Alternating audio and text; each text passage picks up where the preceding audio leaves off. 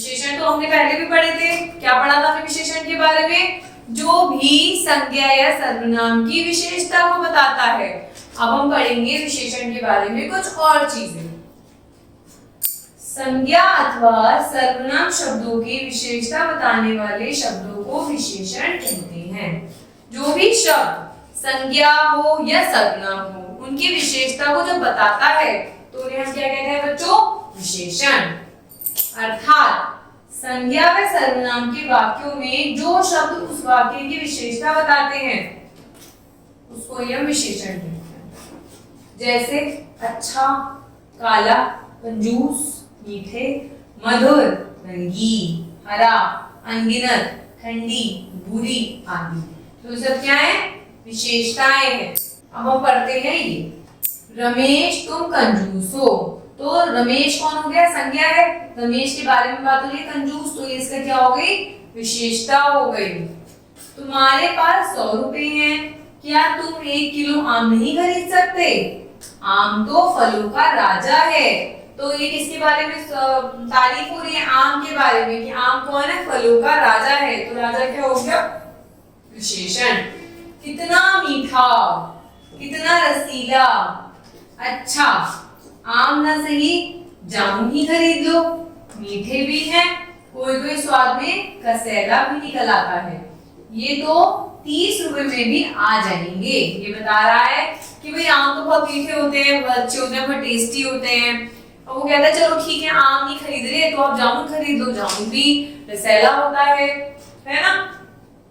तो मोहन कहता है सुनो, ये आम जामुन, चलो कुछ देर हरी मुलायम घास पर बैठते हैं। तो किसके बारे में तारीफ हो गई? घास के बारे में। कैसी है? हरी और मुलायम है। हवा कैसी चल रही है? ठंडी चल रही है। यहाँ कैसे पेड़ हैं? बड़े और ऊंचे। पक्षी क्या कर रहे हैं? मधुर सुरीली आवाज गा रहे हैं। और कैसे पक्षी हैं? रंग बिरंगे पक्षी हैं। तो पक्षी की सुंदरता बताई जा रही है। थोड़ी देर बैठा, फिर घर जाकर विशेषण के पाठ का ज्ञान करेंगे। तो आप देख पा रहे हैं कि उपयुक्त वाक्यों में वार्तालाप के मध्य रमेश और मोहन अनेक विशेषण शब्दों का प्रयोग करा है।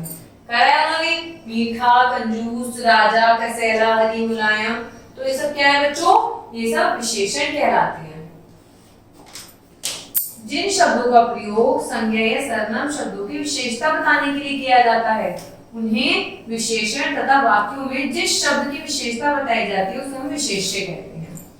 विशेषण तो समझ में आ गया आपको कि जब सर्वनाम या संज्ञा की विशेषता बताई जाती है तो उसे विशेषण कहते हैं। जिस चीज की विशेषता बताई जाती है उसे हम विशेष्य कहते हैं। विशेषण के अधिक ज्ञान के लिए विशेषण के भेदों का ज्ञान करना आवश्यक है। जैसे हमने सर्वनाम में पढ़ा था, सर्वनाम की परिभाषा हमने पढ़ ली थी, पर जब तक हमने सर्वनाम के भेदों के बारे में नहीं जाना तो हम अच्छी तरीके से सर्वनाम को नहीं जान पाए। ऐसे ही विशेषण के साथ होता है। जब हम विशेषण के भेदों के बारे में जानेंगे तो हमें पता चलेगा कि विशेषण और कितने कितने प्रकारों से जाने जा सकते हैं। विशेषण आपके 4 भेद होते हैं इसके: गुणवाचक, संख्यावाचक, परिणामवाचक और सार्वत्रिक विशेषण।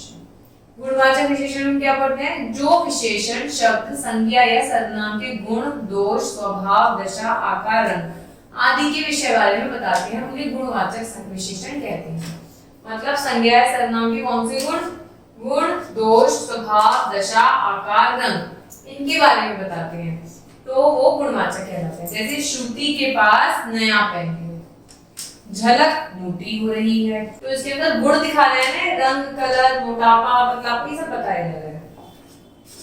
सफेद रंग स्वच्छता का प्रतीक है। कौन सा रंग है? सफेद रंग। राम महान थे, तो गुण बताया जा रहा है इनका। रंग बताया, उसका बताया कि आकार कैसा है, ठीक है। इसका रंग बताया कि रंग कैसा है। तो ये कौन से हो गए बेटा? गुणवाचक। क्योंकि जिनके गुणों के बारे में चर्चा की जाती है तो उसे हम गुणवाचक कहते हैं।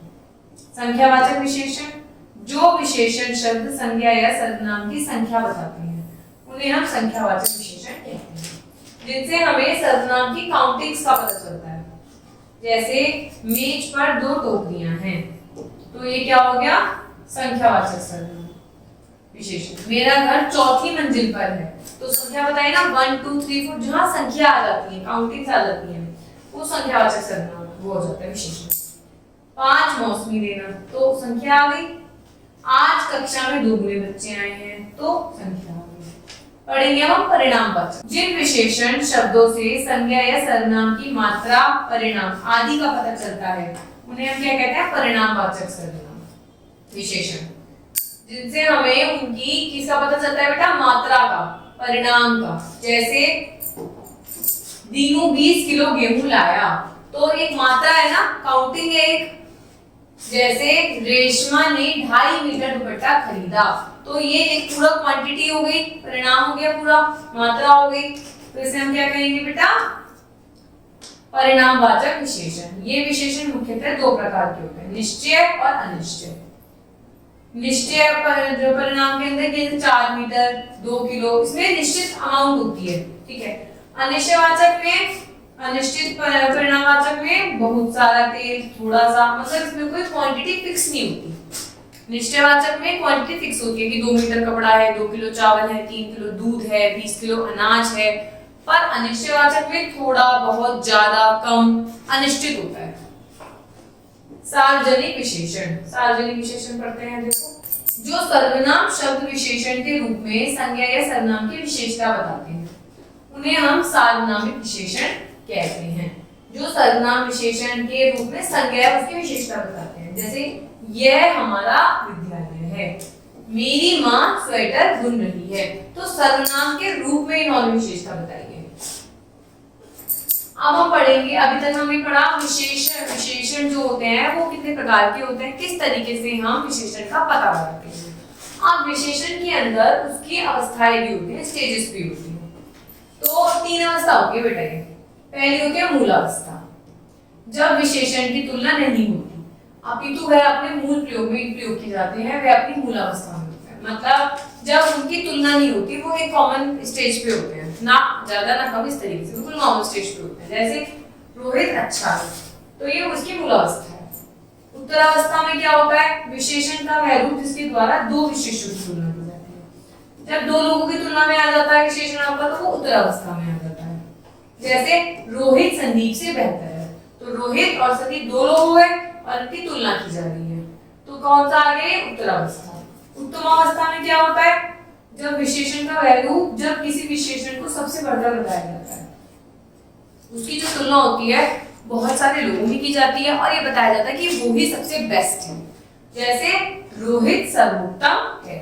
मूलावस्था में रोहित अच्छा था, उत्तरावस्था में रोहित संदीप से अच्छा था, और उत्तमावस्था में जो संदीप है वो रोहित है, वो सबसे अच्छा है, सर्वोत्तम है। अब आपको आगे मैं आपको कुछ एग्जांपल्स बताऊंगी जिससे आपको क्लियर हो जाएगा कि किस तरीके से 3 अवस्थाएं होती हैं। देखो, मूलावस्था में अधिक, उत्तरावस्था में 2 से हुई तो अधिकतर, और उत्तमावस्था में सबसे ज्यादा तो अधिकतम। न्यून, न्यूनतर, न्यूनतम।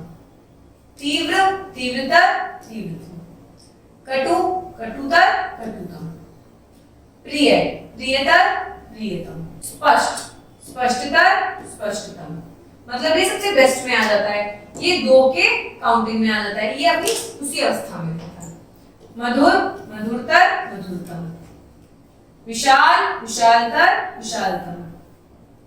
दृढ़, दृढ़तर, दृढ़तम। लघु, लघुतर, लघुतम। सुंदर, सुंदरतर, सुंदरतम। आप जैसे मोहित सुंदर है, मोहित रोहित से ज्यादा सुंदर है, और मोहित सबसे सुंदर है, तो आ गया सुंदरतम है। उच्च, उच्चतर, उच्चतम। निकट, निकटतर, निकटतम। मृदु, मृदुतर, मृदुतम। गहन, गहनतर, गहनतम। महान को हम महानतर या महत्तर भी कह सकते हैं, महानतम या महत्तम भी कह सकते हैं। मोटा, अधिक मोटा, सबसे अधिक मोटा। चतुर, चतुरतर, चतुरतम। निम्न, निम्नतर, निम्नतम। श्रेष्ठ, श्रेष्ठतर, श्रेष्ठतम। तो अभी तक हमने देखा जो हमारी उत्तरावस्था है उसमें हमने तर का यूज करा है, और जो हमारी उत्तमावस्था है उसमें हमने तम का यूज करा है। ठीक है। इसमें दो लोगों की कंपैरिजन होती है, इसमें सबसे अधिक माना जाता है, सबसे अधिक, सबसे उच्चतम, और इसमें ये अपनी मूल अवस्था में ही रहता है, ये नहीं चेंज होता। तो इस तरीके से हमने पढ़ा विशेषण क्या होते हैं, कितने प्रकार के होते हैं, इनकी 3 अवस्थाएं होती हैं, मूल अवस्था होती है, उत्तर अवस्था होती है और उत्तम अवस्था होती है। किस तरीके से हम कंपैरिजन कर पाते हैं। धन्यवाद।